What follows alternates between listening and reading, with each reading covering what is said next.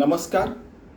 दीपाचे प्रकाशे गृहींचे व्यापार जैसे देही कर्मजात तैसे योगयुक्त 35वी ओवी ज्ञानेश्वरी नित्यपाठ आणि 5वा अध्यायातील 49वी ओवी आहे.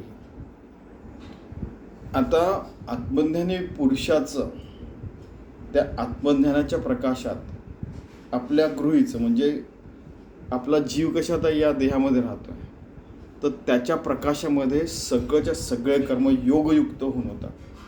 अर्जुना तू योगयुक्त हो, तू योगी हो, माझ्याशी सगळं समर्पित करून तू राहा, योगी हो, भक्त हो आणि त्या प्रकाशात सगळे कामं कर, असं श्रीकृष्ण अर्जुनाला सांगतायत. हा जो विचार आहे हा 5व्या अध्यायातील 10वा जो श्लोक आहे, ब्रह्मण्याध्याय कर्माणि संगम त्यक्त्वा करोति हा लिप्यते न स पापेन पद्मपत्रमिवांभसा, की जसं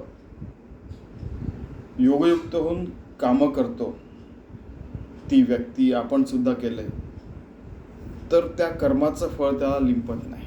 सरळ सरळ कसं तर पाणी त्या पद्मपत्रावर म्हणजे त्या कमळाच्या पानावर येतं पण त्याला चिपकत नाही, कारण की त्याच्यावर वॅक्स कोटिंग असतं. तसंच चिकूच्या बीसारखं राहावं असं डोंगरे महाराज म्हणतात. असं बरं कित्येक महाराजांचे कित्येक लोकांचे काय काय उदाहरण आहे तो, की आपण सगळे सत्कर्म सत्कार्य सद्विचार सद्वृत्ती सद्वर्तन सतत ठेवावं 24 तास 7 दिवस पूर्ण जीवनभर. आणि हे सगळं करूनही शेवटी सगळं व्यवस्थित करून म्हणजे बरेचदा परफेक्शनमध्ये पण काम होतं आणि तरीही आपण जसं बघितलं की परीक्षेचा रिझल्ट बऱ्याच गोष्टींवर अवलंबून असतो, की कुठे आपलं काहीतरी एक हलंत जरी चुकलं संस्कृतमध्ये तर आपला अर्धा मार्क कापला जातो. तसं कुठे ना कुठेतरी मानवी जीवनात मानवी वृत्तीने आपली कधी चूक होऊ शकते, पण तरी आत्म्याच्या ठिकाणी परफेक्शन झाल्यामुळे ते सगळं परफेक्ट वर्क होतं. आणि आपण एथिक्स आणि व्हॅल्यूज सद्वृत्ती सद्वर्तन आणि काम करतो आहोत, स्वतः सगळं सर्वांच्या भल्याकरता काम करतो, तर आपली चूक होणारच नाही. तसंच आपल्या हातून पापकर्म आणि वाईट कर्म अभक्ष्यभक्षण अपेयपान तर होणारच नाही.